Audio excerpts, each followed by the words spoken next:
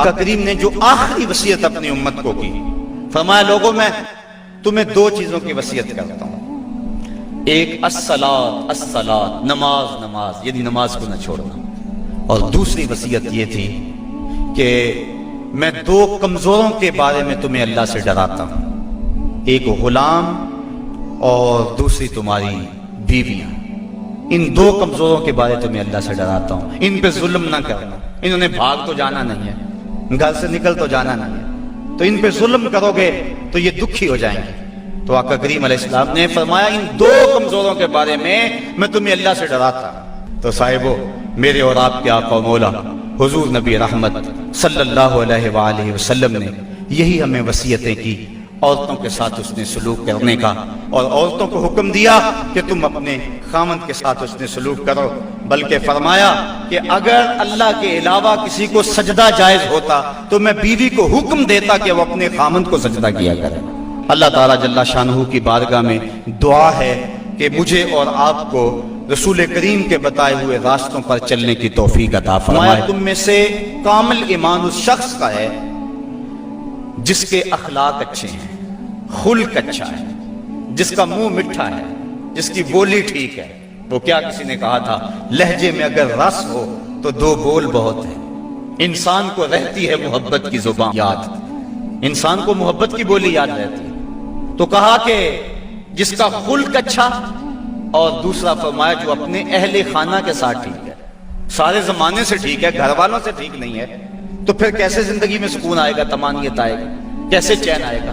تو تم میں سے بہتر وہ ہے جو اپنے گھر والوں کے ساتھ بہتر ہے۔ تو یہ حکم دیا گیا کہ وہ اچھے انداز کے ساتھ اپنی بیوی کے ساتھ حسن سلوک کرے، اس کو جو ہے وہ مکروہ نہ جانے، اور اس کو برا نہ کہے، اس کو گالی نہ دے۔ دوسری طرف عورت کو کہا الرجال قوامون علی النساء، مرد عورتوں پر قوام ہے، تو مرد حاکم بنایا گیا ہے، لیکن حاکم کا یہ مطلب بھی مرد نہ سمجھے کہ وہ جب چاہے عورت کو مارنا شروع کر دے، اس کو غلام سمجھے اور اس کی اہمیت نہ سمجھے، بلکہ عورت کو برابر مشاورت میں شریک رکھے۔ میاں بیوی کے اندر باہم شکر رنجی ہو سکتی ہے، تو اس کے اندر جو ہے ایک فریق ناراض ہو گیا تو دوسرا راضی کر لے، دوسرا ناراض ہو گیا تو پہلا راضی کر لے۔ کس قدر گھر میں حسن آ جائے گا، جب گھر حسین ہوگا تو سارا معاشرہ حسین ہو جائے گا۔ لیکن اگر یہ جو بنیادی اکائی ہے اس میں حسن نہ ہوا تو باقی حسن کیسے ہو سکتا ہے؟ تو حاکم ہے مرد، اور جس طرح عورت کے کچھ حقوق ہیں، مرد کے بھی کچھ حقوق ہیں۔ نفلی روزہ رکھنا اگر عورت کو ہو تو وہ خامند سے پوچھ کے رکھے گی، خامند کی اجازت اور اذن کے بغیر عورت روزہ بھی نہیں رکھ سکتی، کیونکہ خامند کی رضا کا حاصل کرنا عورت کے لیے بہتر نفلی عبادت ہے۔ اس لیے اگر خامند راضی نہیں ہے تو روزہ نہ رکھے، راضی ہے تو رکھ لے۔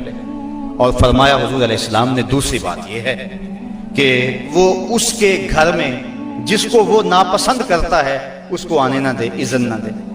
اللہ کے محبوب علیہ السلام نے فرمایا وہ عورت جو اس حال میں مری کہ اس کا خامند اس پہ راضی تھا، فرمایا وہ عورت سیدھی جنت میں جائے گی۔